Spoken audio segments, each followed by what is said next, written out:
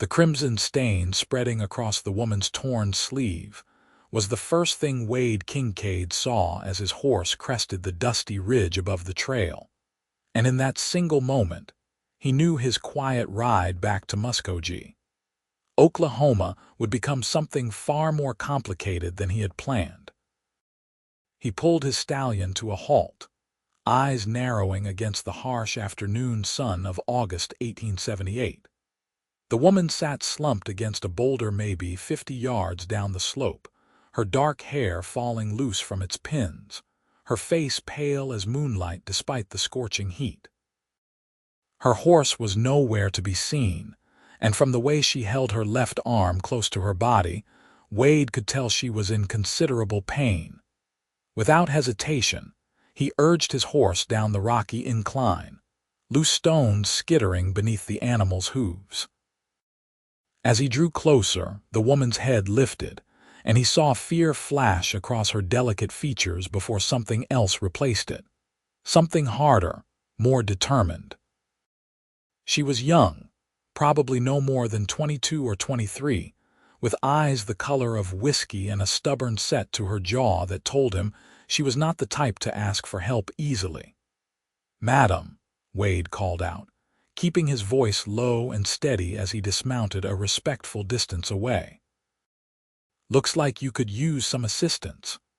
The woman pressed herself harder against the boulder, her right hand moving to her side where Wade could now see a small derringer tucked into her belt. "Stay where you are," she said, and her voice trembled only slightly. "I have had quite enough trouble for one day."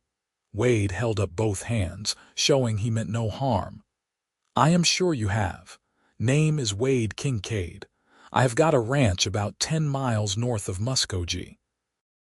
I am not looking to cause you any more problems, but that arm needs tending to, and sitting out here in this heat is not going to do you any favors." She studied him for a long moment, her gaze taking in his weathered face, the honest brown eyes beneath the brim of his hat, the simple working clothes of a rancher rather than the flashier attire of a gambler or gunslinger. Finally, some of the tension left her shoulders. "My horse threw me," she said quietly. "There was a rattlesnake on the trail. She bolted and I landed badly." Wade took a cautious step forward, then another when she did not reach for the derringer. Up close, he could see she was even younger than he had first thought, with a sweetness to her features that the pain and fear could not quite hide. "May I take a look at that arm?" "I suppose you must," she said, and there was a note of resignation in her voice that tugged at something in Wade's chest. "I cannot seem to move it without terrible pain." He knelt beside her, carefully pushing back the torn fabric of her sleeve. The wound was not as bad as he had feared, a deep scrape rather than anything more serious, but her arm was already swelling, and he suspected she had sprained or possibly broken her wrist in the fall. "What is your name, madam?" "Diana," she said after a brief hesitation. "Diana Sutherland." "Well, Miss Sutherland, I think we need to get you into town so the doctor can have a proper look at this. Can you stand?" Diana nodded, but when Wade helped her to her feet, she swayed dangerously, and he had to catch her around the waist to keep her from falling. Through the thin fabric of her dress, he could feel how slight she was, like a bird that might break if handled too roughly. "I apologize," she murmured. "I seem to be rather dizzy." "The heat and the pain," Wade said. "Nothing to apologize for. Come on, my horse can carry us both to town." He helped her over to where his stallion waited patiently, then lifted her carefully onto the saddle before swinging up behind her. Diana sat stiffly at first, clearly uncomfortable with the intimacy of the arrangement, but as Wade turned the horse back toward the trail, she leaned back against his chest with a small sigh of relief. "Thank you," she said softly. "I thought I might die out here before anyone came along." "This trail does not get much traffic," Wade agreed, keeping one arm around her waist to steady her as they rode. "What were you doing out here alone?" Diana was quiet for so long that Wade thought she might not answer, but finally she said, "I was running away." The simple honesty of it surprised him. "From what?" "From what my father wants me to be," she said, and there was a bitterness in her voice that spoke of old arguments and deep wounds. "He owns a store in Fort Smith, Arkansas. He has arranged for me to marry a banker there, a man twice my age who looks at me like I am a prize horse he has purchased at auction. I could not bear it any more, so I took my horse and what money I had saved and rode west. I thought perhaps I could start over somewhere new, become a teacher or a seamstress, anything but a trophy wife to a man I cannot respect, let alone love." Wade felt his opinion of Diana Sutherland shift and settle into something warmer, something that felt almost like admiration. "That takes courage," he said. She laughed, but it was a hollow sound. "Does it? I feel like a coward. A braver woman would have stood up to her father directly, would have refused the match and faced the consequences. Instead, I ran away in the middle of the night like a thief." "Sometimes running is the bravest thing you can do," Wade said quietly. "Especially when you are running towards something better rather than just away from something bad." Diana turned her head to look back at him, and Wade found himself staring into those whiskey-colored eyes from only inches away. "That is a generous interpretation," she said, "but I appreciate it nonetheless."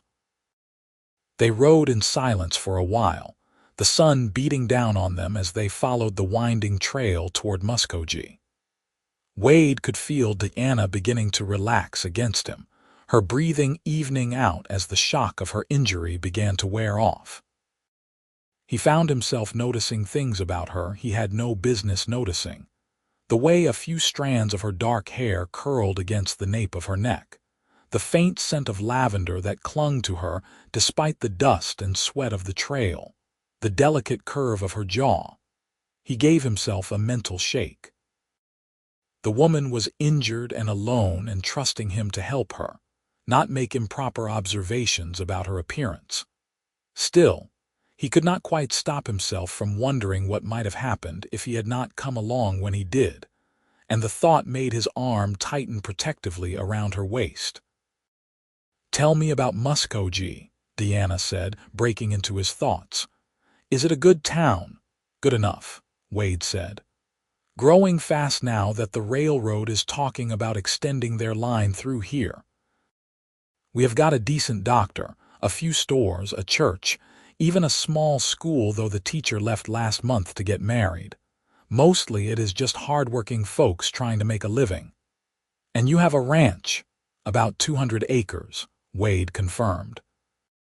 "Not much compared to some of the big spreads in Texas, but it is mine free and clear. I run cattle mostly, some horses, make enough to get by with a little left over to save." "It sounds peaceful," Diana said wistfully.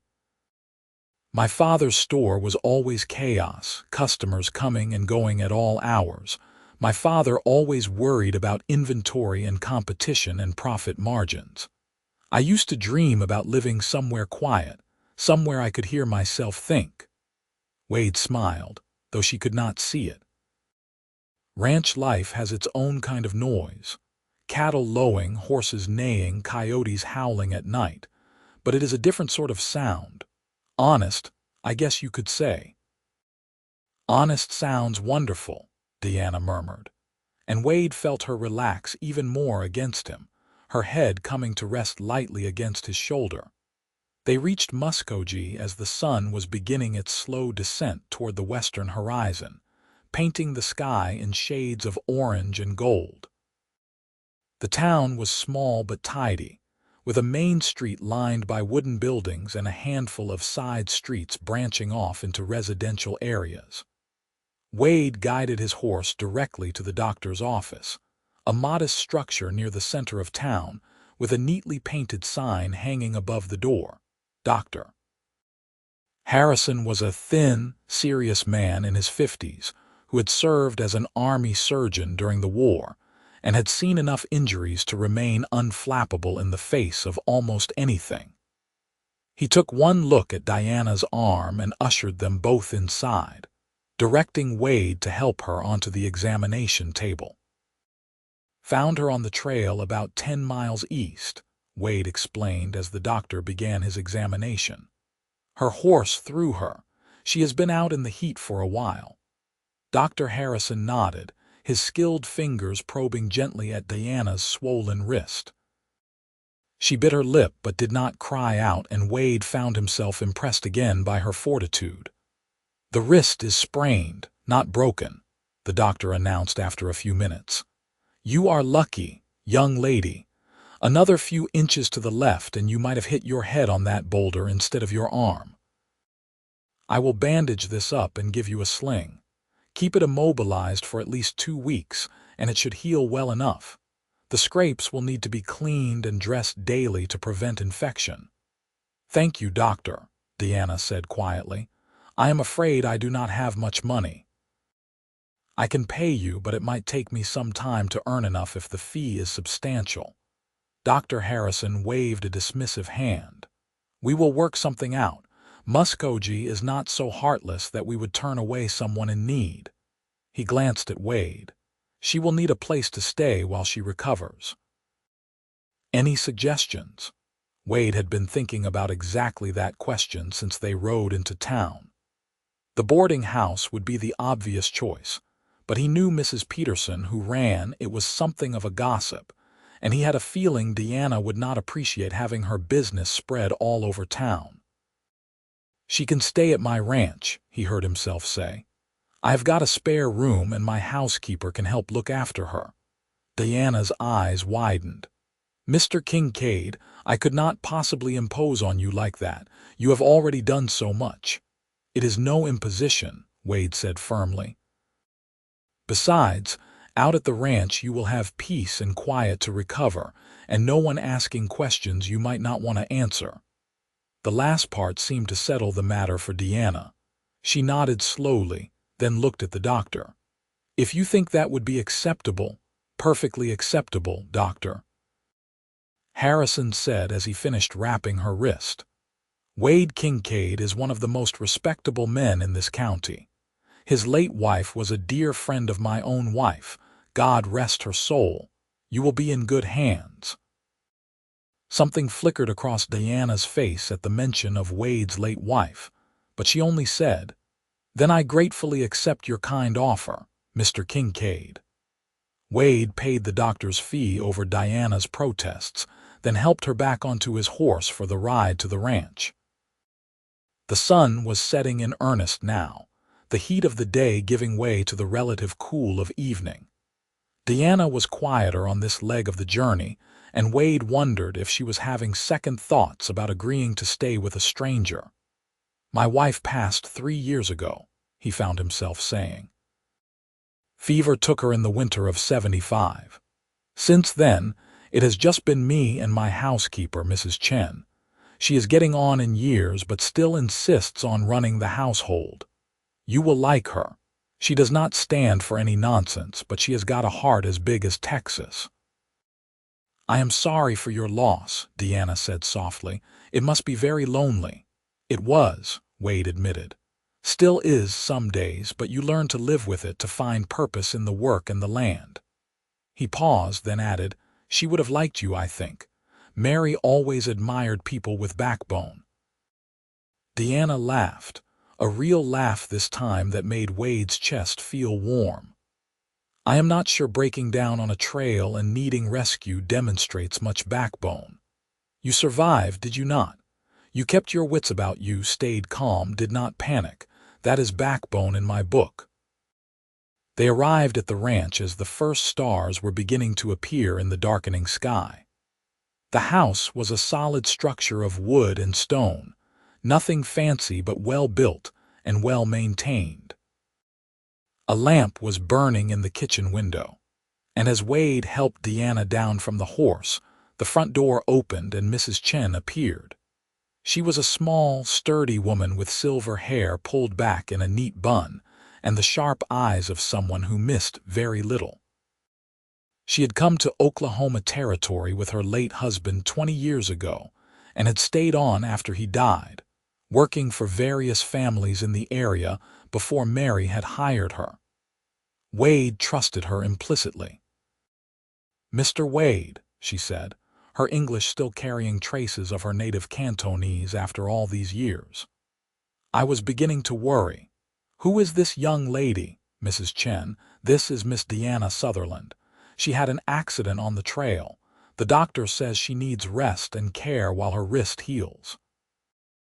I told her she could stay in the guest room. Mrs. Chen's sharp gaze swept over Diana, taking in the torn dress, the bandaged arm, the exhaustion evident in every line of her body. Whatever she saw must have satisfied her because she nodded briskly. "Come inside, Miss Sutherland. You look ready to fall over. I will heat water for a bath and find you something clean to wear." "You are very kind," Diana said, and Wade could hear the exhaustion in her voice now. The pain and shock were finally catching up with her. He helped her inside and into a chair at the kitchen table, while Mrs. Chen bustled about, heating water and bringing out bread and cold meat for a simple meal. Diana ate mechanically, clearly forcing herself to get something in her stomach, and Wade found himself eating just as mechanically, his attention focused on making sure she was all right. Finally, Mrs. Chen announced the bath was ready and led Diana to the guest room. Wade took care of his horse, giving the animal a thorough rub-down and extra oats for carrying double all the way from the trail. By the time he came back inside, Mrs. Chen was in the kitchen cleaning up. "She is a runaway," the housekeeper said without preamble. "Running from family, I think." "I have seen that look before," Wade nodded. "She told me. Her father arranged a marriage she did not want. She was trying to make it somewhere west to start over. And now she is here," Mrs. Chen said thoughtfully. "Interesting." "I could hardly leave her on the trail," Wade said defensively. Mrs. Chen gave him a look that suggested she knew exactly what he could and could not do. "Of course not. You are a good man, Mr. Wade. Too good sometimes. Too alone." She patted his arm. "I am old, not blind. I see how you look at her. Just be careful." A woman running from one situation might not be ready to fall into another, no matter how much better it might be. Wade felt heat rise in his face. "I just met her a few hours ago, Mrs. Chen. I am not looking at her any particular way." The housekeeper made a sound that was not quite agreement or disagreement, then headed toward her own small room off the kitchen. "The guest room is ready. I put out one of Miss Mary's old night dresses. It should fit well enough. Make sure Miss Sutherland knows she can call for me if she needs anything in the night." Wade promised he would, then made his way to the guest room and tapped lightly on the door. "Miss Sutherland, just wanted to make sure you have everything you need." The door opened a crack, and Diana peered out. She had indeed changed into one of Mary's old night dresses, a simple white cotton affair that made her look even younger and more vulnerable than before. Her dark hair hung loose around her shoulders, still damp from washing. "I have everything, thank you. Mr. Kincaid, I cannot thank you enough for your kindness. I do not know what would have happened to me if you had not come along when you did." "I am glad I could help," Wade said and meant it. "Try to get some rest. Tomorrow we can figure out what comes next." Diana nodded, but she did not close the door immediately. "Mr. Kincaid, why did you help me? You did not know me, you had no obligation, yet you have given me shelter and paid my doctor's bills and asked nothing in return. Why?" Wade thought about it for a moment, then said honestly, "Because it was the right thing to do. And because I think you deserve a chance to choose your own path, not have it chosen for you by someone else." Something softened in Diana's expression. "Thank you," she said again, so quietly he almost did not hear it. Then she closed the door, and Wade stood there for a moment longer before heading to his own room. Sleep did not come easily that night. Wade lay in his bed listening to the familiar sounds of the ranch, the distant lowing of cattle, the whisper of wind through the cottonwoods by the creek, but his mind kept returning to the woman in his guest room. He kept thinking about the courage it must have taken for her to leave everything she knew, to strike out on her own with no clear plan and only hope to guide her. He thought about the fear in her eyes when she had first seen him, and the trust that had replaced it once she decided he meant no harm. Most of all, he thought about the way she had felt in his arms during the ride to town, small and warm and somehow right. Mrs. Chen's warning echoed in his mind. She was right, of course. Diana was in no position to be thinking about anything beyond her immediate recovery and future security. The last thing she needed was Wade developing feelings that would complicate an already complicated situation. He would help her recover, help her figure out her next steps, and then she would move on to whatever life she chose for herself. That was the decent thing to do. He just wished the decent thing did not feel quite so unsatisfying. The next morning, Wade woke early as always and went about his usual chores, feeding the animals and checking the fence lines in the near pastures. Mrs. Chen was already up and cooking breakfast when he came back to the house, and he could hear movement from the guest room that suggested Diana was awake as well. She emerged a few minutes later, still wearing the nightdress but with a shawl wrapped around her shoulders. Her bandaged arm was in the sling Dr. Harrison had provided, and she moved carefully, clearly still in pain. But her color was better than it had been the night before, and there was a determined set to her chin that Wade was beginning to recognize. "Good morning," she said. "I hope I did not oversleep. I am not used to being idle." "You are injured and recovering," Wade said. "You are allowed to sleep as long as you need. How is the arm this morning?" "Painful," Diana admitted, "but bearable. Mrs. Chen has already changed the dressing and given me willow bark tea for the pain. She is very efficient." Mrs. Chen looked pleased at the compliment as she set plates of eggs and biscuits on the table. "Sit, both of you. Food is ready." They ate together, and Wade found himself stealing glances at Diana when he thought she was not looking. In the morning light streaming through the kitchen window, he could see details he had missed the day before. The way her eyelashes cast shadows on her cheeks, the small scar just above her left eyebrow, the graceful curve of her neck. He forced himself to focus on his breakfast instead. "I have been thinking," Diana said after a while, "about what I should do next. I cannot stay here indefinitely, imposing on your hospitality. Once my wrist is healed enough, I should try to find work in town. You mentioned the school needs a teacher." "They do," Wade confirmed. "But you do not need to rush into anything. Give yourself time to heal properly first." "I need to earn my way," Diana said firmly. "I will not be a charity case." Wade bit back his first response, which was that helping someone in need was not charity. Instead, he said, "If you want to make yourself useful while you are healing, Mrs. Chen could probably use help with lighter tasks around the house. Nothing that would strain your wrist, but things like mending or organizing. She will not let me pay you as a guest, but if you are working, that is different." Diana's eyes lit up. "That would be perfect. I am quite good with mending, and I organized my father's inventory for years." "Yes, I would very much like to help Mrs. Chen if she is willing." The housekeeper nodded approvingly. "We will start this afternoon. This morning you rest more. Tomorrow will be soon enough for work." Over the following days, a routine established itself. Wade went about his ranch work, rising early to tend to the cattle and horses, repairing equipment, checking water sources in the heat of late summer. Diana helped Mrs. Chen with household tasks, learning to work around her injured wrist with increasing efficiency.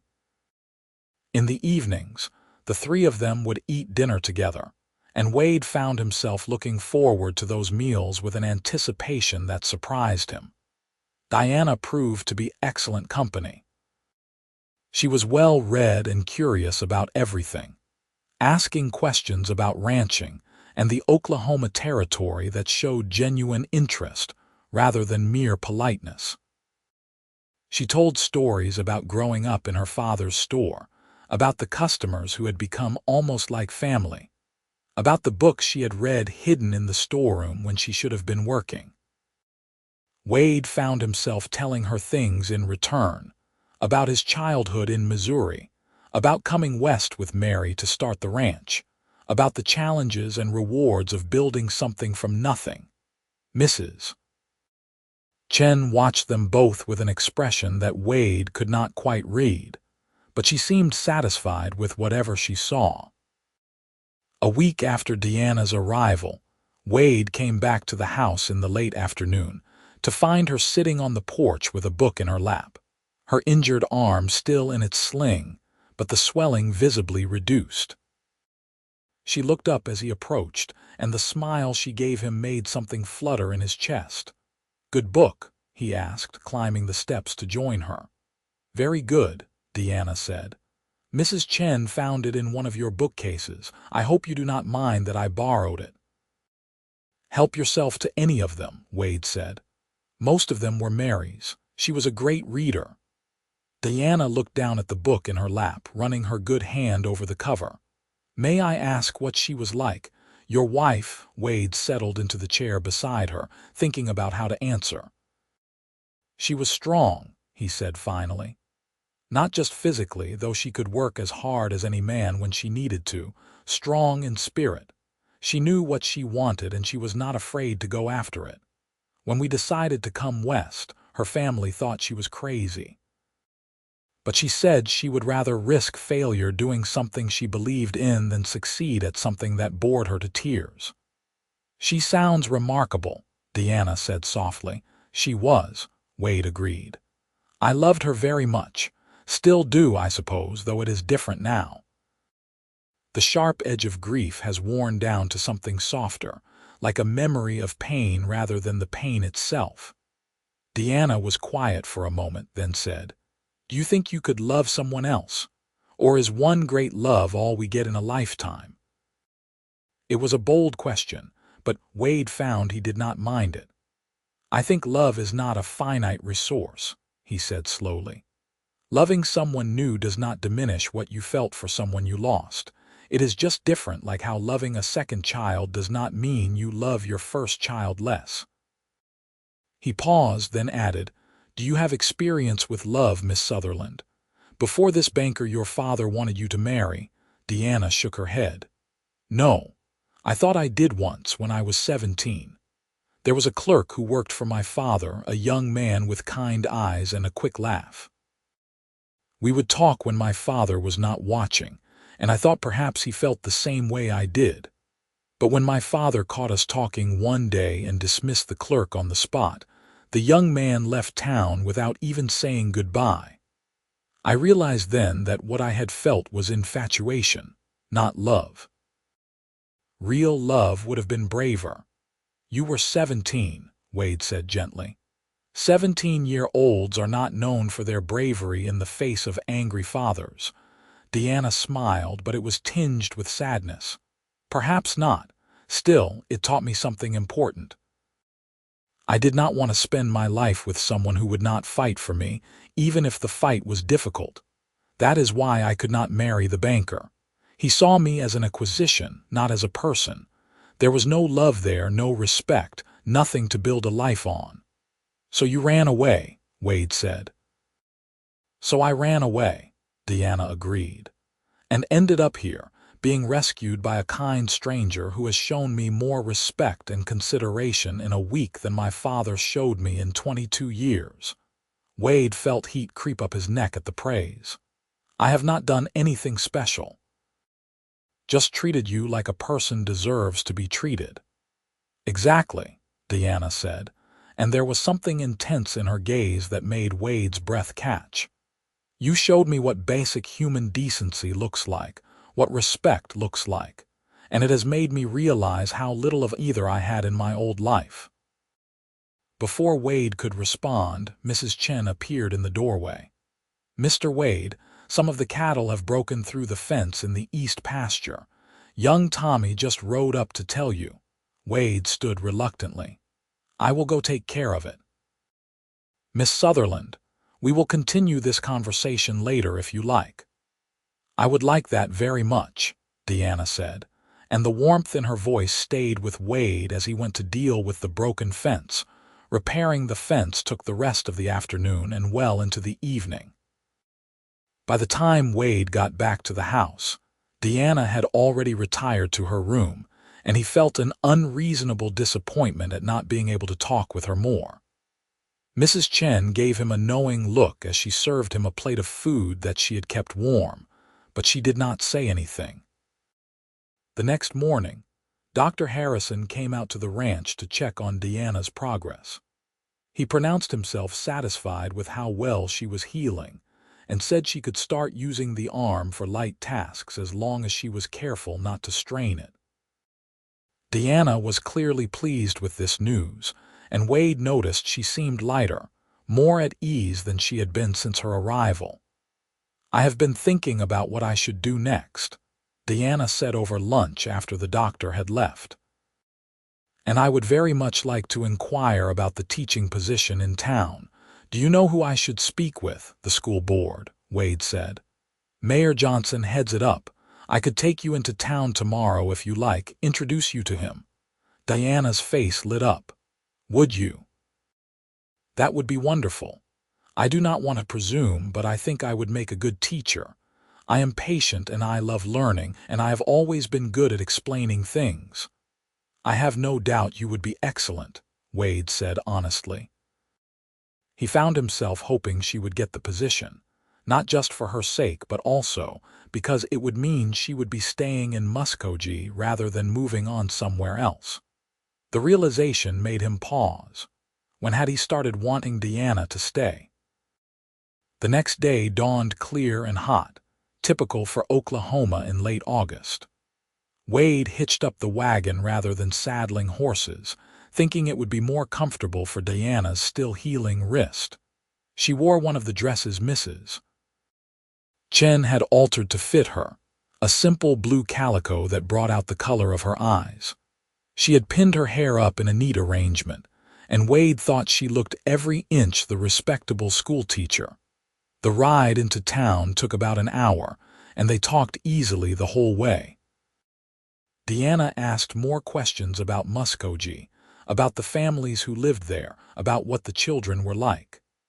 Wade answered as best he could, finding himself charmed by her enthusiasm. Mayor Johnson was a portly man in his 50s who ran the general store when he was not handling his mayoral duties. He looked surprised when Wade introduced Diana, but he listened attentively as she explained her qualifications and her desire to teach. "Well, Miss Sutherland," the mayor said when she finished, "I will be frank with you. We do need a teacher rather desperately. Our last one left 6 weeks ago, and we have got nearly 30 children who should be in school come September. However, I have to ask about your circumstances. Wade here says you are staying at his ranch. That is all well and good, but if you take this position, you will need to maintain a reputation above reproach. The parents in this town are particular about who they trust with their children." Diana's spine straightened, and Wade saw a flash of the steel he had suspected was in her. "I understand your concern, Mayor Johnson. The truth is, I left my home in Fort Smith because my father was forcing me into an unsuitable marriage. I was injured on the trail, and Mr. Kincaid was kind enough to help me and offer me shelter while I recovered. Mrs. Chen, his housekeeper, has been my chaperone the entire time. I have no family in Muskogee and very little money, but I am a hard worker, I am educated, and I genuinely care about teaching. If you give me a chance, I will prove myself worthy of your trust." The mayor stroked his beard thoughtfully. "Wade, you vouch for this young lady's character." Without hesitation, Wade said firmly. Miss Sutherland is as honest and hardworking as they come. And Mrs. Chen has been chaperoning properly? Every moment, Wade confirmed. Mayor Johnson nodded slowly. All right then. Miss Sutherland, I am willing to offer you a trial period. Room and board come with the position. There is a small apartment attached to the schoolhouse. The pay is not grand, $20 a month, but it is reliable. You start in 2 weeks when the term begins. If the parents are satisfied after the first month, the position is yours for the year. Fair enough. Diana's smile was radiant. More than fair. Thank you, Mayor Johnson. I will not let you down. They completed the necessary paperwork, and Wade took Diana around town to introduce her to some of the families whose children would be in her class. Everyone they met seemed cautiously welcoming, and by the time they headed back to the ranch, Diana was glowing with excitement. I cannot believe it, she said. A real position, a real chance to build a life here. 2 weeks ago I was running away with no plan and no prospects. Now I have a job and a future. It seems almost too good to be true. You earned it, Wade said.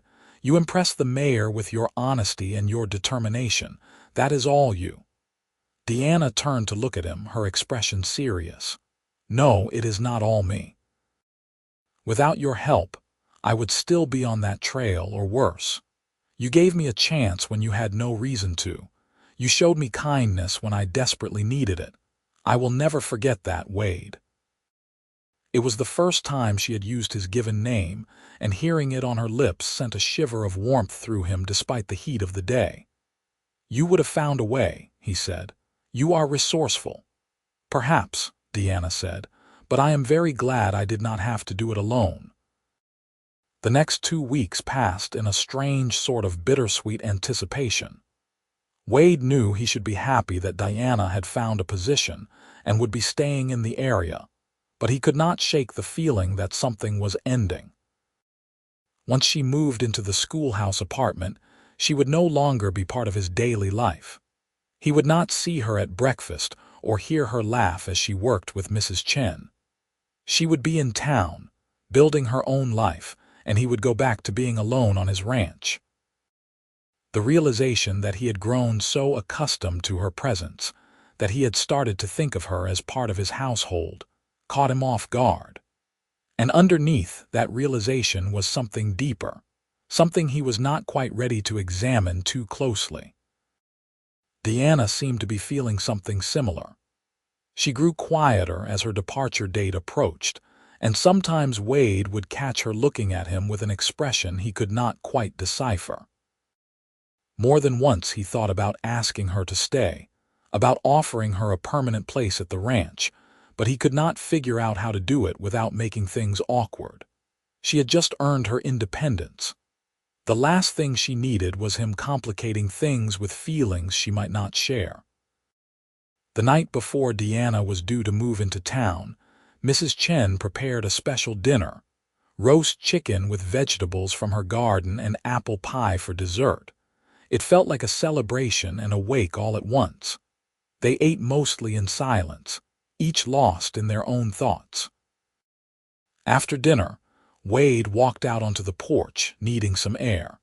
He stood looking out at the darkening prairie, listening to the evening sounds of the ranch. He heard the door open behind him and knew without turning that it was Diana. "Beautiful night," she said softly, coming to stand beside him at the railing. "It is," Wade agreed. "You will miss this out in town. It gets noisy there." "I will miss more than the quiet," Diana said. She was quiet for a moment, then added, "I will miss you, Wade. These past 2 weeks have been some of the happiest of my life, which is strange considering I spent most of them injured and recovering. But being here, being part of this household, it has shown me what a real home feels like, what real kindness feels like." Wade's heart was hammering in his chest. "You can visit any time you like. It is not that far." "I know," Diana said, "but it will not be the same, will it? I will not be here for breakfast or to help Mrs. Chen with the mending." I will not hear your stories about the ranch or see you come in from working with the cattle. It will not be the same at all." Wade turned to face her, and in the fading light he could see tears shimmering in her eyes. "Diana," he said softly, "what are you saying?" She looked up at him, and all the feelings he had been trying to ignore came rushing to the surface. "I am saying that I do not want to leave. I am saying that somewhere in the past 2 weeks I have developed feelings that I have no right to have. Feelings for a man who showed me kindness when I needed it most. I am saying that I think I am falling in love with you, Wade Kincaid, and I do not know what to do about it." For a moment Wade could only stare at her, hardly daring to believe what he was hearing. Then, moving slowly to give her time to pull away if she wanted to, he reached out and cupped her face in his hand. "You are saying everything I have been too afraid to say," he whispered. "I have been falling for you since the moment I saw you on that trail, hurt and scared but refusing to break. I did not want to say anything because you have been through so much, and you deserve the chance to build your own life without pressure from me. But if you are telling me that you feel the same way, then I am not going to let you go without telling you the truth. I love you, Diana Sutherland. I love your courage and your kindness and the way you make me laugh. I love the way you look in the morning light and the sound of your voice reading in the evening. I love you and I want you to stay, not as a guest or a housekeeper but as my wife if you will have me." Diana's breath caught and the tears spilled over. "You want to marry me? But we have only known each other 2 weeks. "I know," Wade said. "It is fast, maybe too fast. If you need more time, I understand. But I am old enough to know what I want, and I have never been more certain of anything in my life. You are what I want, Diana. You are who I want to build a life with." Diana laughed through her tears. "It is too fast. It is crazy. I should say no. I should take the teaching position and build my independent life like I planned." She reached up and covered his hand with her own. "But I do not want to say no. I want to say yes. I want to stay here with you. I want to see where this feeling goes. Yes, Wade. Yes, I will marry you." Wade felt like his heart might burst. He pulled her into his arms, careful of her healing wrist, and she came willingly, tucking her head under his chin. They stood like that for a long moment, holding each other as the stars came out overhead. "We should tell Mrs. Chen," Diana murmured against his chest. "She already knows," Wade said with a laugh. "She has been watching us dance around each other for days. I am pretty sure she will claim full credit for this." Diana pulled back to look up at him, a smile playing on her lips. "Kiss me, Wade. I have been wanting you to kiss me for days, but I thought I was being foolish." Wade did not need to be told twice. He bent his head and claimed her lips with his, and the kiss was everything he had imagined and more. Diana tasted like apple pie and possibility, and when she sighed against his mouth and pressed closer, Wade felt like the luckiest man in the Oklahoma Territory. When they finally broke apart, both breathing hard, Wade rested his forehead against hers. "We will need to tell Mayor Johnson you will not be taking the teaching position." "Actually," Diana said thoughtfully, "could I still take it, at least until they find someone else? Those children need a teacher, and I would hate to leave them in the lurch. We could get married right away if you want, and I could teach until they find a replacement. It is only a few hours a day. I would still be home for breakfast and dinner." Wade considered it. The idea of sharing Diana with anyone, even schoolchildren, made him want to be selfish and say no. But he loved that she cared about those children, that she wanted to honor her commitment. "If that is what you want, then yes. But the moment it becomes too much, you tell me. Deal?" "Deal," Diana agreed. She kissed him again, softer this time, and Wade thought he could happily spend the rest of his life kissing this woman. They went back inside to find Mrs. Chen waiting in the kitchen, trying and failing to hide a satisfied smile. "So," she said, "I take it we are having a wedding." Diana laughed and blushed. "Yes, Mrs. Chen, we are having a wedding." The housekeeper nodded as if she had expected nothing less. "Good. Mr. Wade has been alone too long. And you, Miss Diana, you need a man who sees you for who you are. Now we have much to plan. When is this wedding?" Wade looked at Diana, one eyebrow raised. "How soon is too soon? Given that we are apparently throwing caution to the wind already, how about Saturday?" Diana suggested. "That gives us 5 days to plan something simple." "Saturday it is," Wade agreed. He could not stop smiling. The next 5 days were a whirlwind of activity. Mrs. Chen took charge of the wedding preparations with the efficiency of a general marshalling troops. Diana rode into town with Wade to tell Mayor Johnson about the change in plans.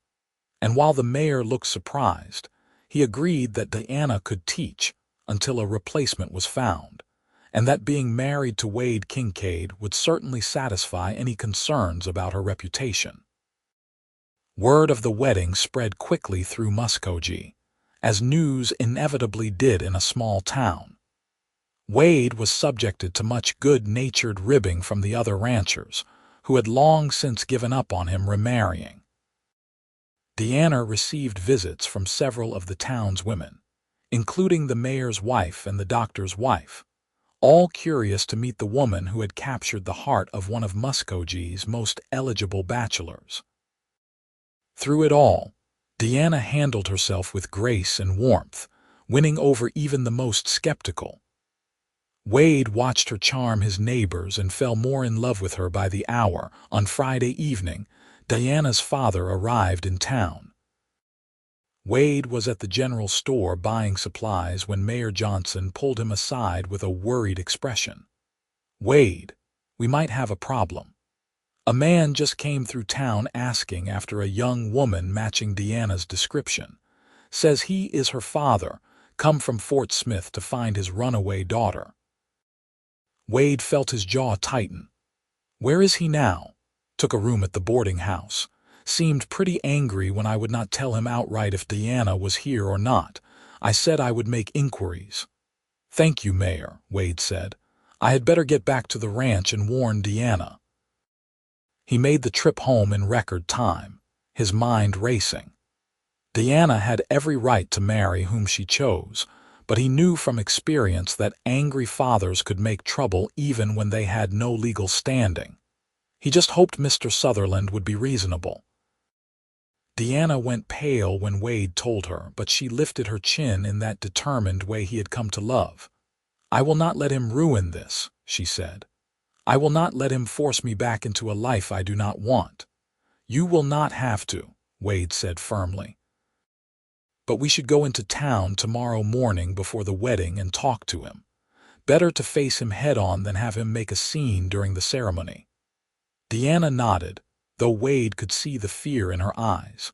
He pulled her close, wrapping his arms around her. "It will be all right," he murmured into her hair. "I promise. He cannot make you go with him, and he cannot stop you from marrying me. The law is on your side." "The law may be," Diana said quietly, "but he is still my father. A part of me still wants his approval, even though I know I will never get it." Wade's heart ached for her. He knew that conflict, that impossible desire to please a parent who could not be pleased. "Then we will just have to show him that you are happy," he said. "That you have found a good life here. Maybe he will surprise you." Diana looked up at him, and he could see she did not believe that any more than he did. But she nodded anyway, drawing strength from him, and Wade vowed that whatever happened with her father, he would protect her and their future together. The next morning they rode into town early, Mrs. Chen accompanying them as chaperone one last time. They found Mr. Sutherland at the boarding house, a stern-faced man in his 50s with Diana's dark hair gone silver at the temples and eyes that held more anger than warmth. "Diana," he said when she walked into the parlor, and his voice was cold, "I have been worried sick." When I found your room empty and money missing from the safe, I thought you had been kidnapped. Instead, I find you have run off like a common thief and been living in sin with some cowboy." Diana's face flushed, but her voice was steady. "I left you a note explaining everything. I am not living in sin. Mrs. Chen has been my chaperone the entire time I have been at Mr. Kincaid's ranch, and I am not a thief. I took only what I had earned working in your store all these years, money you never paid me because you said my room and board were payment enough." "You are my daughter," Mr. Sutherland snapped. "Everything you have, everything you are, you owe to me. And I have come to take you home where you belong. You have a wedding to prepare for, to a respectable man of means, not some dirt farmer who probably saw a pretty face and an opportunity." Wade felt his temper flare, but he kept his voice level. "Mr. Sutherland, I am Wade Kincaid. I own a 200-acre ranch free and clear, and I have never been in debt a day in my life. I am not a dirt farmer, and I did not take advantage of your daughter. I helped her when she was injured, offered her shelter, and we fell in love. We are getting married today whether you approve or not." Mr. Sutherland's face went red. "Diana, I forbid this. You will come back to Fort Smith with me immediately, or I will cut you off completely. You will get nothing from me, no inheritance, no family, nothing." Diana took a deep breath, and when she spoke, her voice rang with a conviction that made Wade proud. "Then I choose nothing, Father. I choose Wade and my own life over money and misery. I am 22 years old enough to make my own decisions. I do not need your permission to marry, and I do not need your money to be happy. What I needed was your love and your support, and since you have never given me either, I am done trying to earn them." She turned to Wade and held out her hand. "Let us go. We have a wedding to get to." Wade took her hand, and they walked out of the boarding house together, leaving Mr. Sutherland sputtering behind them. Mrs. Chen followed, and as they climbed into the wagon, Wade saw tears streaming down Diana's face even though she held her head high. "I am proud of you," he said softly, taking the reins with one hand and squeezing her hand with the other. "That took real courage." "It was the hardest thing I have ever done," Diana whispered, "but also the most freeing. I thought I would feel guilty, but instead I just feel relieved. Is that terrible?" "No," Wade said. "It is honest. You gave him a chance to be part of your life, and he chose anger over love. That is his loss, not yours." The wedding took place at noon in the small church at the center of town. It was a simple ceremony, attended by Mayor Johnson and his wife, Dr. Harrison and his wife, Mrs. Chen, and a handful of other townspeople who had become friendly with Diana during her time in Muskogee. The minister was a kind-faced man who kept the service short and sweet, pronouncing Wade and Diana husband and wife with genuine warmth. When Wade kissed his new bride, he put everything he felt into it, all the love and promise and hope for their future. Diana kissed him back with equal fervor, and the small congregation applauded with enthusiasm. At the celebration dinner afterward at the town's small restaurant, Wade noticed Diana kept glancing toward the door, as if part of her still hoped her father would appear and give his blessing. But Mr. Sutherland did not come, and eventually Diana stopped looking. Instead, she threw herself into enjoying the celebration, laughing at the toasts, dancing with Wade when someone produced a fiddle, glowing with happiness that grew more genuine as the evening wore on. It was late when they finally returned to the ranch, now Diana's home in truth as well as practice.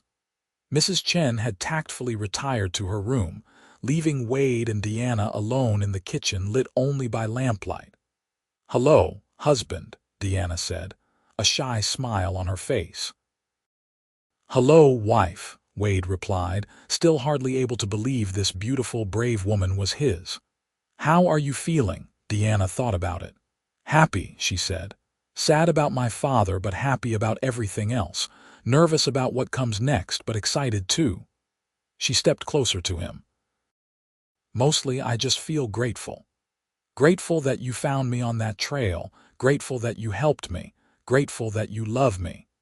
Wade cupped her face in his hands, looking into those whiskey-colored eyes he had come to adore. I will spend the rest of my life making sure you never regret saying yes to me, he promised. I know you will, Diana said softly. She rose up on her toes and kissed him, and Wade swept her into his arms, carrying her toward their bedroom as she laughed with delight. That night, as Wade held his wife in his arms for the first time, listening to her breathing even out as she drifted toward sleep, he sent up a silent prayer of thanks for whatever force had sent him along that trail at exactly the right moment to find her. He had thought his heart was dead, that he would spend the rest of his life alone with only memories for company. Instead, he had been given a second chance at love, and he intended to treasure every moment of it. Diana stirred against him, her voice drowsy. Wade, are you awake? Yes, darling. What is it? I was just thinking about something. She propped herself up on one elbow to look at him in the moonlight streaming through the window. You said earlier that helping me on the trail was just the right thing to do, that you gave me a chance to choose my own path. But it was more than that. You showed me what courage means. Wade looked at her in surprise. I showed you what courage means. You are the one who left everything familiar to escape a future you did not want. You are the one who stood up to your father today. Diana shook her head. I did those things, yes, but I did them scared, running on desperation more than bravery. You saw a stranger in trouble and did not hesitate to help, even though you knew nothing about me or my situation. You opened your home to me, your life to me, without asking for anything in return. You treated me with respect and kindness, not because you wanted something from me, but because that is who you are. That is real courage, Wade. The courage to be vulnerable, to take risks for someone else's sake, to open your heart even though it might get broken. You showed me what courage means, and in doing so, you gave me the courage to choose love over fear. Wade felt his throat tighten with emotion. Diana, she pressed a finger to his lips. You do not have to say anything. I just wanted you to know. Whatever happens in our future, whatever challenges we face, I will remember that courage is not the absence of fear, but the choice to act despite it. You taught me that. You showed me that. Wade pulled her close, burying his face in her hair. You showed me something too, he said quietly. You showed me that it is never too late to start over, that hearts can heal, and that love can find you even when you have stopped looking for it. I thought I was done with that part of my life. I thought I had used up my allotment of happiness. But you proved me wrong, and I am so grateful you did. They held each other in the darkness, two people who had found each other against all odds, and Wade thought that this moment was worth everything he had been through to get here. The following weeks and months were a time of adjustment and joy. Diana started teaching at the school and quickly became beloved by her students and their parents. Wade watched with pride as she threw herself into the work, creating lessons that were both educational and engaging, treating each child with the respect and individual attention they deserved. True to his word, he never complained about the time she spent teaching, though he was secretly relieved when a replacement was found after 3 months, and Diana could focus more fully on their life together. The ranch prospered under their combined efforts. Diana proved to have a head for numbers and took over managing the books, finding efficiencies and savings that Wade had never thought to look for. She also started a vegetable garden that quickly grew to rival Mrs. Chen's, and she began raising chickens for eggs. Wade teased her about becoming a farm wife, and she retorted that someone had to keep him fed and profitable. Mrs. Chen watched them both with satisfaction, clearly pleased that her household had expanded to include Diana. The three of them settled into a comfortable routine, each contributing their own skills and personality to make the ranch feel like a true home. In the spring of 1879, Diana discovered she was pregnant. She told Wade one morning at breakfast, simply and directly, and Wade felt his world shift in the most wonderful way. They were going to be parents. They were going to bring a new life into the world, a child born from their love. The pregnancy was not easy. Diana suffered from terrible morning sickness in the early months, and Wade worried constantly about her. But she bore it all with the same determination she brought to everything else, insisting she was fine even when Wade could see she was exhausted. Dr. Harrison checked on her regularly and pronounced everything normal, which helped ease Wade's fears somewhat. As Diana's belly grew, Wade found himself overwhelmed with protectiveness. He wanted to wrap her in cotton wool and keep her safe from every possible harm. Diana tolerated his hovering with good humor, but she also made it clear she was not an invalid and would continue doing what she could for as long as she could. "Wade, I am pregnant, not dying," she said one day in exasperation when he tried to stop her from hanging laundry. "Women have been having babies since the beginning of time. I will be fine." "I know," Wade said, "but humor me. I love you and I want to take care of you." Diana's expression softened. "I love you too, and I appreciate that you want to take care of me. But you have to let me do things, or I will go crazy from boredom. I promise I will stop if anything feels wrong." It was a compromise, and Wade learned to live with it, though he never stopped watching her with worried eyes. In December, just as the first snow was beginning to fall, Diana went into labor. It was long and difficult, and Wade spent the entire time pacing the kitchen while Mrs. Chen and Dr. Harrison attended to Diana in the bedroom. Every cry of pain from his wife felt like a knife in his heart, and he prayed harder than he had ever prayed for her to be all right. Finally, after what felt like days but was actually about 12 hours, Wade heard a new sound, the thin wail of a newborn baby. He stopped pacing, his heart in his throat, waiting for someone to tell him what had happened. Mrs. Chen appeared in the doorway, her face tired but smiling. "You have a son, Mr. Wade. A beautiful, healthy son, and Miss Diana, she did wonderfully. She is tired but well." Wade felt his knees go weak with relief. He pushed past Mrs. Chen into the bedroom, where Dr. Harrison was cleaning up, and Diana lay propped against pillows, looking exhausted but radiant. In her arms was a tiny bundle wrapped in blankets. "Wade," she said softly, and her eyes were shining with tears. "Come meet your son." Wade approached the bed on shaking legs and looked down at the baby for the first time. He was red and wrinkled and perfect, with a shock of dark hair and tiny fists waving in the air. Wade felt something crack open in his chest, a rush of love so powerful it almost brought him to his knees. "He is beautiful," Wade whispered. "Diana, he is perfect. Are you all right? Was it very bad?" "It was hard," Diana admitted, "but worth every moment of pain. Look at him, Wade, we made him. This little person is ours." Wade sat carefully on the edge of the bed and reached out to touch the baby's hand. Tiny fingers immediately wrapped around his much larger finger, gripping with surprising strength. "What should we name him?" Wade asked. Diana smiled. "I was thinking William, after your father, if that is all right with you." Wade felt his eyes sting with tears. His father had died when Wade was young, but he had fond memories of the man's strength and kindness. "William is perfect," he said. "William Kincaid, our son, Dr. Harrison left with instructions for Diana's recovery, and Mrs. Chen brought in soup and bread for the new mother. Wade stayed by Diana's side as she nursed William for the first time, marveling at how natural she looked with their son.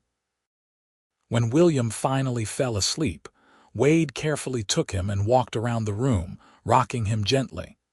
"You showed me what courage means," Diana said softly from the bed, echoing words she had spoken on their wedding night. "And now we get to show him. We get to teach him what love and courage and kindness look like." Wade looked down at his sleeping son, then over at his wife, and felt his heart swell with more love than he had thought possible. "We will teach him together," he promised. "Everything we know, everything we have learned. We will give him the kind of childhood you deserved and did not get." "Yes," Diana agreed, her eyes already drifting closed with exhaustion. "Together. That is the best word I know." The years that followed were full and rich. William grew into a sturdy, good-natured toddler with his mother's eyes and his father's steady temperament.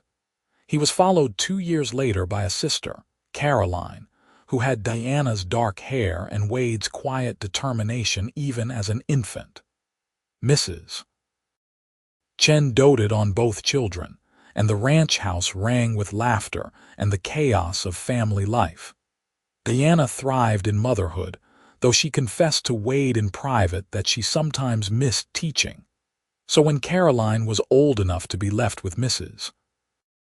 Chen for a few hours, Diana began teaching reading and arithmetic to some of the ranch hands' children who lived too far from town to attend school regularly. She held lessons in the afternoon on the ranch house porch, and Wade would often pause in his work to watch her patiently explaining a concept or reading aloud from a book, her students hanging on every word.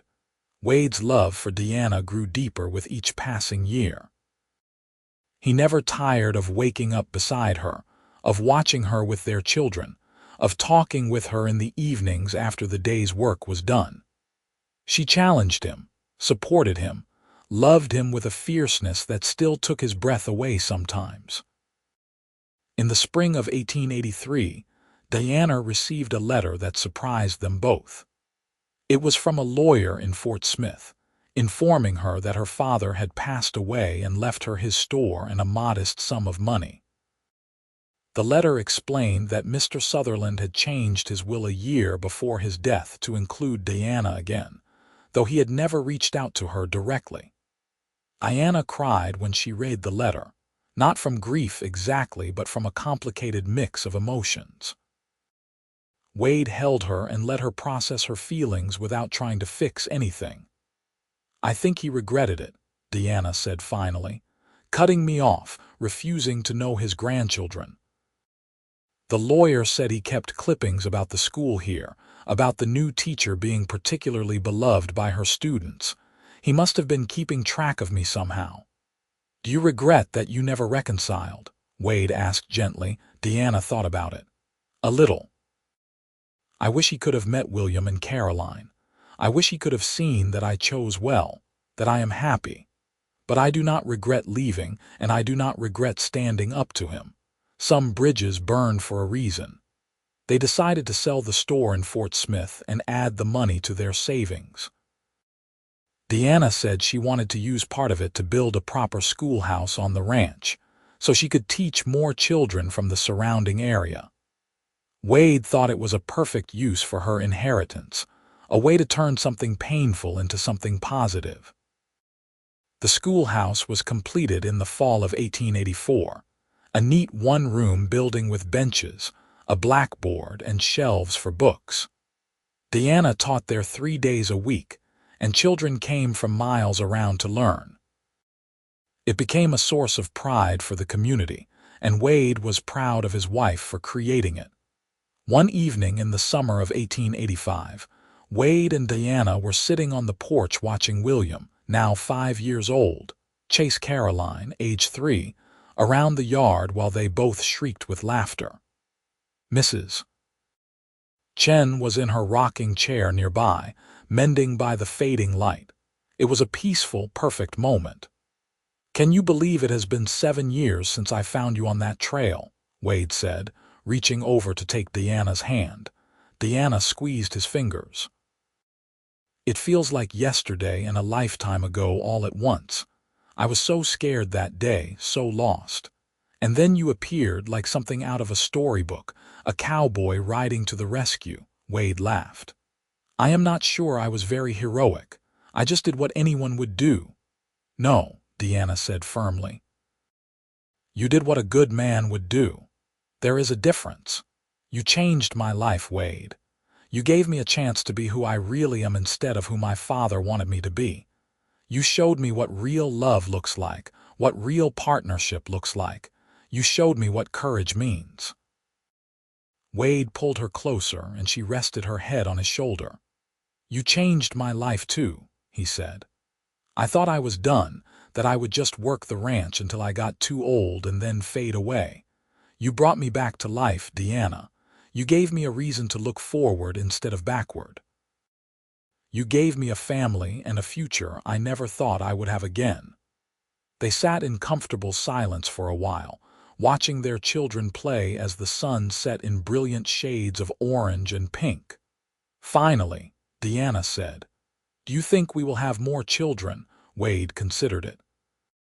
"Do you want more? Maybe one more," Diana said. "In a year or two, I think 3 is a good number. What about you?" "I will be happy with whatever we have," Wade said honestly. "As long as you are happy and healthy, nothing else matters." Diana smiled and kissed him softly. "I am both, thanks to you. I am the happiest I have ever been." In 1887, Diana gave birth to their third child, another son they named Joseph. His arrival completed their family in a way that felt right to both Wade and Diana. 3 healthy children, a thriving ranch, a community they were part of, and love that had only grown stronger over the years. As William grew older, he began helping Wade with ranch work, learning to ride and rope and care for animals. He had his father's patience and his mother's quick mind, and Wade knew he would be a good rancher someday if that was what he chose. Caroline was bookish like her mother, and could often be found reading in the shade of the cottonwoods by the creek.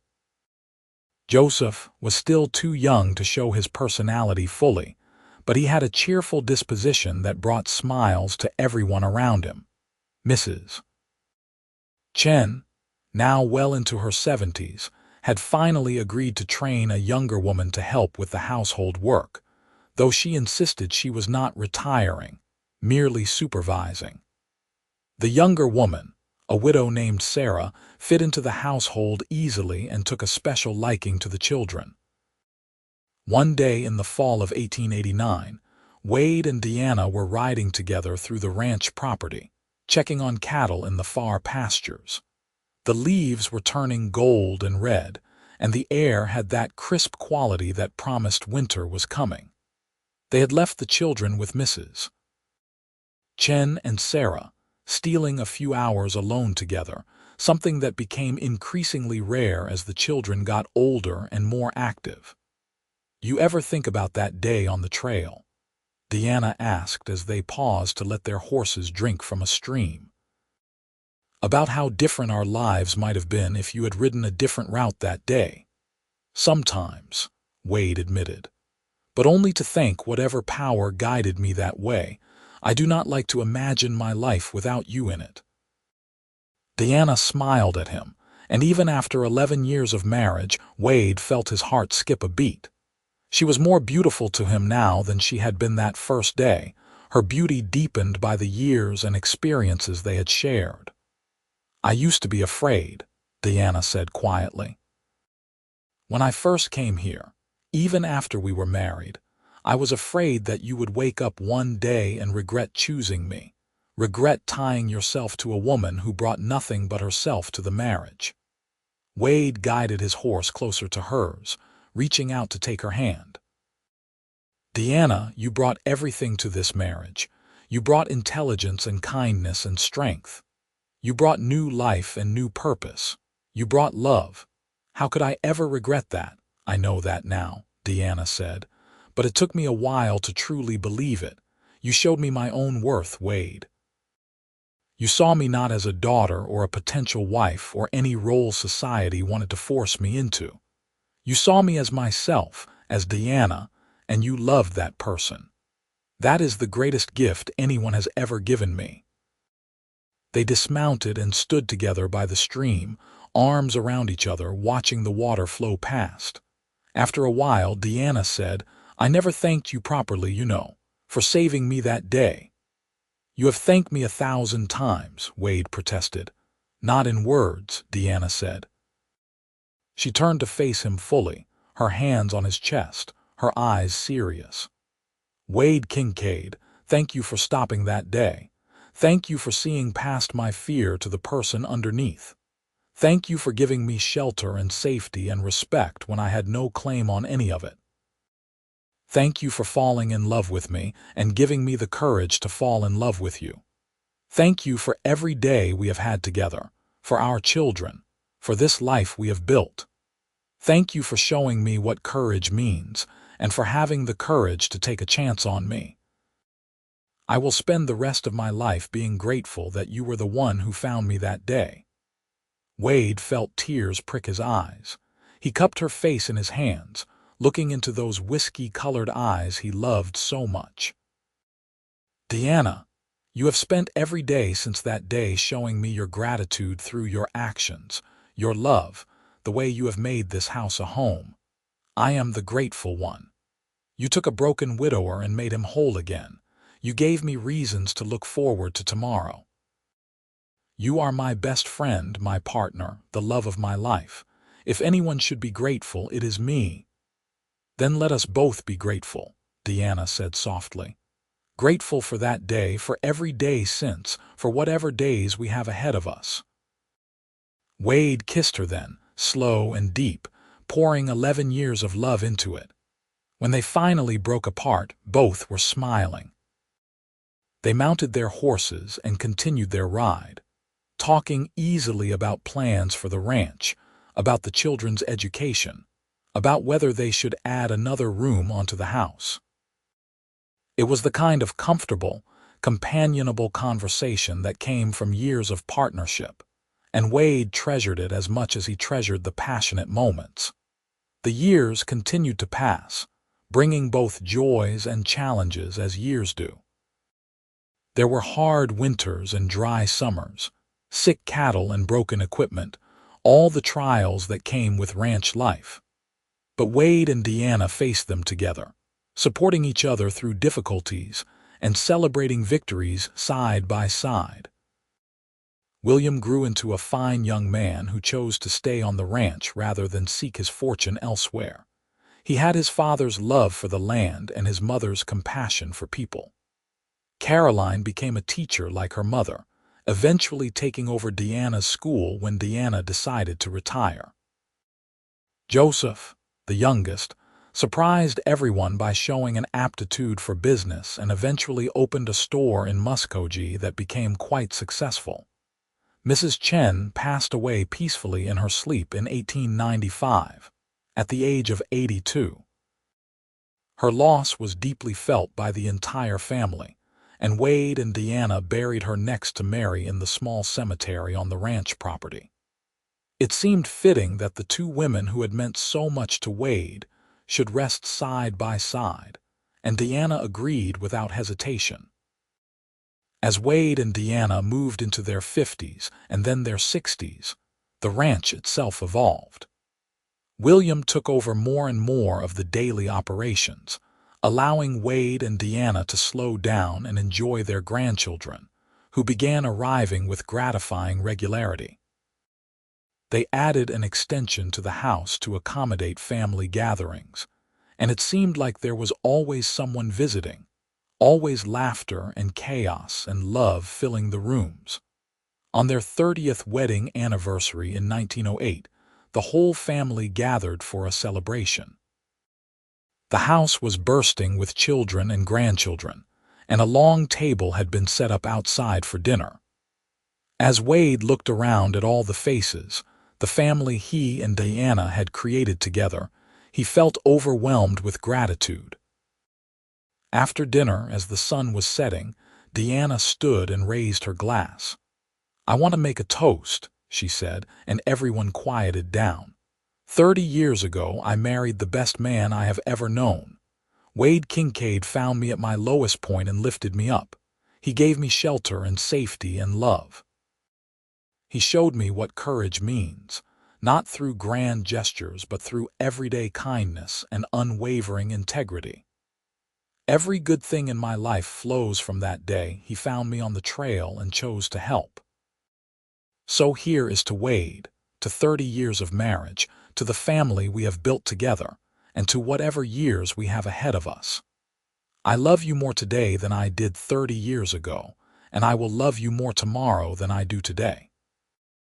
There was not a dry eye at the table as everyone raised their glasses.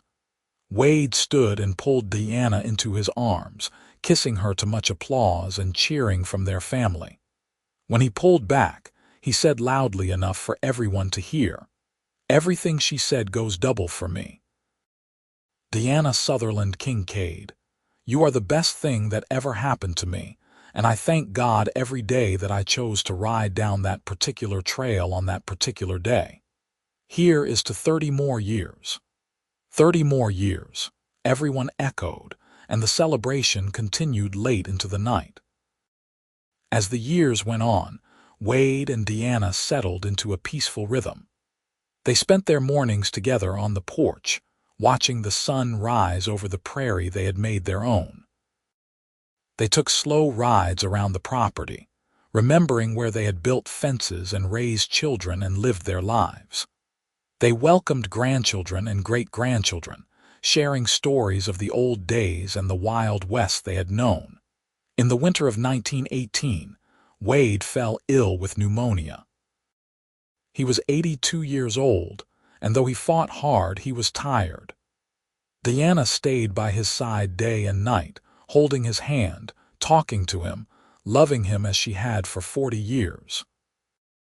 On a quiet morning in March, with Diana beside him and spring beginning to break outside the window, Wade opened his eyes and looked at his wife. She was 78 now, her hair silver and her face lined, but to Wade she was as beautiful as the day he had found her on that trail. "Diana," he whispered. "I am here," she said, leaning close. "I am right here, my love. Thank you," Wade said, "for saying yes, for these 40 years, for everything." Diana's tears fell freely. "Thank you for asking. Thank you for finding me. Thank you for showing me what love really means." Wade smiled, and with his hand in hers, he closed his eyes for the last time. Diana lived for 5 more years after Wade's death, surrounded by the family they had created together. She told anyone who would listen about the cowboy who had saved her life in more ways than one, who had shown her what courage means. She spoke of their love with pride and joy, never dwelling on the grief but celebrating all they had shared. When she passed peacefully in her sleep in 1923, at the age of 83, she was buried next to Wade on the ranch they had built together. Their children and grandchildren and great-grandchildren gathered to remember them, to tell stories of their love, to celebrate lives well lived. The ranch remained in the family for generations, a testament to what Wade and Diana had built. And though the world changed around it, though Oklahoma became a state and the Wild West became tame and modern, the story of Wade and Diana endured. It became family legend, passed down from parent to child, a reminder that courage comes in many forms, that love can find you when you least expect it, and that sometimes the best things in life begin with one person choosing to help another in need. The end.